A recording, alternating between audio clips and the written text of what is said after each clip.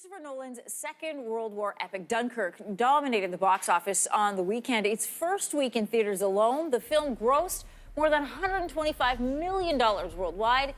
That amount's only growing, but the impressive IMAX visuals are the real stories. Behind all of them are those real stories of the men who survived the beaches of Dunkirk and those little ships that made it all possible. Well, we recently had the chance to sit down with veteran Michael Bentall to hear about his experience in Dunkirk, and Cameron Graham, the owner of the Dragonfly, a little ship that rescued soldiers from the beach. More than 77 years ago, on May 26, 1940, word came to begin Operation Dynamo. The aim was to evacuate thousands of Allied troops under attack on the beaches of Dunkirk.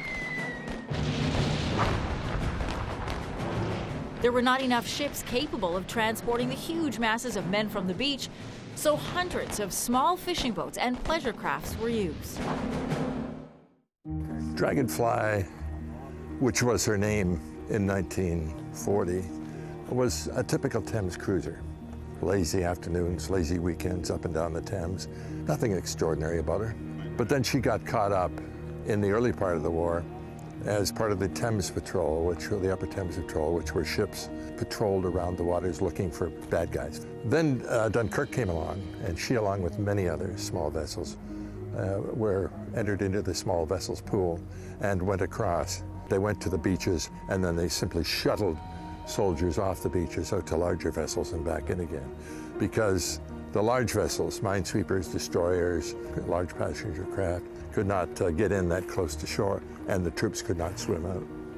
So that's where they came in, where the little ships came in, and largely in the last 3 or 4 days of the evacuation, because by that time the harbor at Dunkirk had been so bombed and filled with wreckage of ships that had been sunk that they simply couldn't get in there anymore. The beaches were packed with thousands of Allied troops looking to be saved, all young men, including veteran Michael Bentall. It was completely chaos, and we landed there with our trucks, drove them into the water. They were making a bridge so they could get to the little boats. And I couldn't believe it. They'd been bombing Dunkirk, and it was all together smoke, and oil refineries were all ablaze, boats were sunk. So I said to the 6 guys who were on the truck with me, "There's no point staying here." So when we had bombing and stuff like that, we stayed in the dunes. And so when it got dark, I happened to look out towards the sea, and there was a small boat in between the waves and sand. And I said, "It looks as though it might be okay."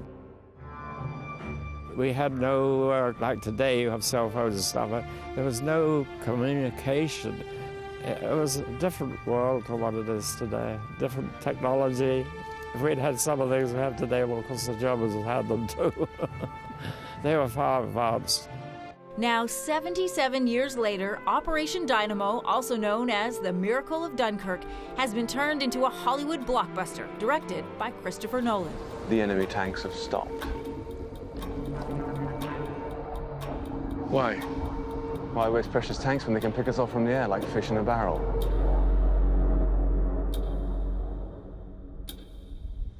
There are 400,000 men on this beach. I think it's a wonderful idea. The reason I think it's a wonderful idea is that the word Dunkirk has largely fallen out of contemporary usage. If I asked most young people today what they knew about Dunkirk, they would know nothing. So this has brought it back into public consciousness again, and it was an epic. It wasn't a victory. We must never make that mistake. It was a gigantic defeat, which was turned into a moral victory on the part of the Brits. You're weekend sailors, not the bloody Navy. You should be at home. There's no hiding from this, son. We have a job to do. Turn it around! We shall fight on the beaches. We shall fight on the landing grounds. I think it's amazing because I don't know how they could do it, because there was so many different things happen. Everybody was split up, you see. I lost all our own Royal Berkshires. There's just a few of us, and we never met again.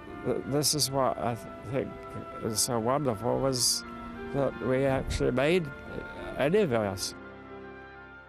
Amazing to hear and learn from both of those men. Dunkirk is in theaters right now.